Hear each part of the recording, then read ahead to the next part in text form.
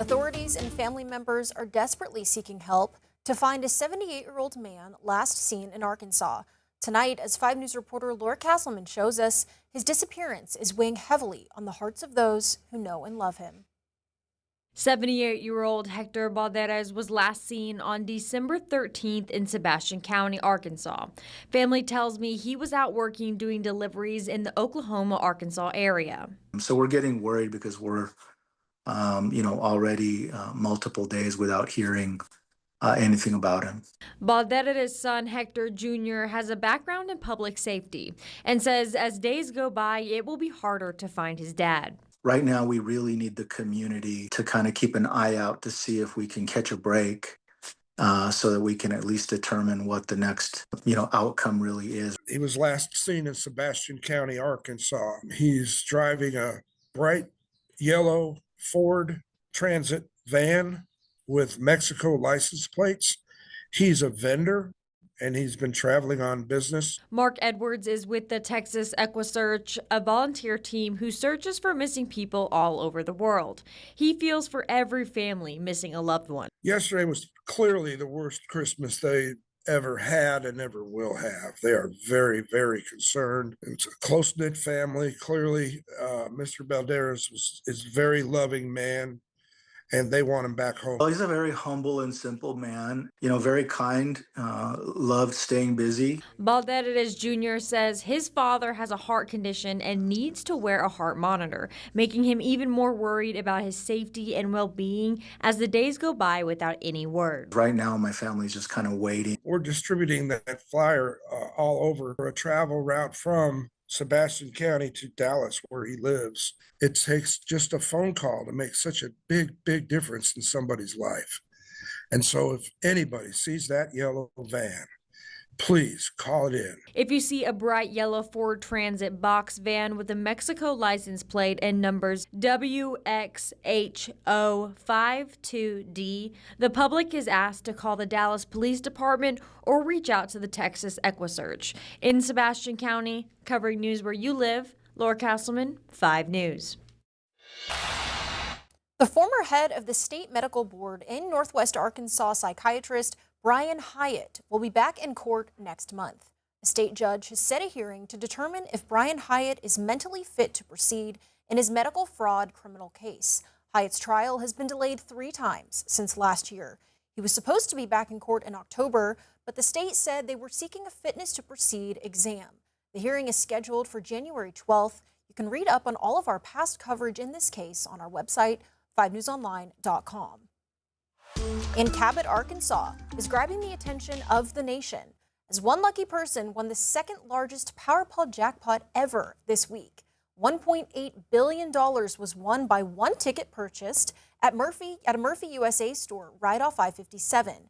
The director of the Arkansas Scholarship Lottery says they don't know who has won yet. She says it may not even be in Arkansas, but the ticket being sold here is a win in itself. People think, oh, no one from Arkansas ever wins these things, and it's a small state. It's always the states that have larger population. But I think this just goes to show that it really can be anybody, anywhere. The winner has 180 days to claim their prize in Little Rock and can remain anonymous for up to 3 years. Well, at Bentonville's Crystal Bridges, a new addition is getting a lot of love on the internet. It's not a gallery or a piece of art, though. 5 News reporter Emily Moss got a chance to get up close with a cat that you may have met if you've been to the museum. At the Crystal Bridges Museum of Art, visitors come to look at a variety of paintings, sculptures, and more, but one living fixture is drawing the attention of thousands online. In this 5 News exclusive, I got to meet and learn more about famous Hamish, and with the help of a camera caller, we're taking a closer look at this cat creating a community at the Crystal Bridges campus. It's kind of like a Where's Waldo. It's more of Where's Hamish. Deep inside the Crystal Bridges forest, just around the corner, a familiar noise calls out to visitors. This is Hamish. The curious feline is an unofficial employee of the museum. greeting art and cat lovers, from the trails to the sculptures to even inside the museum itself. He's just like a fixture. People love him. Hamish lives nearby with the freedom to roam the grounds as he pleases. He's always loved people. And one day, one of my friends had sent me a picture from Crystal Bridges' Instagram. And it was Hamish apparently had been going down to the Fly's Eye Dome and hanging out, and people were loving him. Hamish's adventure started just over a decade ago, creating friendships with patrons and the Crystal Bridges staff. I started in October of 2015, and we were just about to open the Frank Lloyd Wright House. And I remember seeing him on the grounds. He was just so popular with people that came here on a regular basis that I think it just got around that, yeah, he's the Crystal Bridges cat. Now, thousands of people follow the Buff Tabby on social media, adding finding famous Hamish to their visits. He's gotten them to turn on the drinking fountain for him when he's thirsty. We found out that he crashes weddings and somehow gets in the wedding. He's been known to lay on the hoods of cars. They're warm. He's been known to hang out in the window alcoves. We see him there quite a lot. He's hung out on sculptures.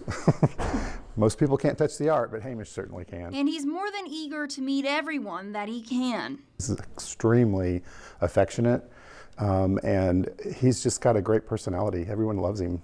He's nicer than most people, I would think.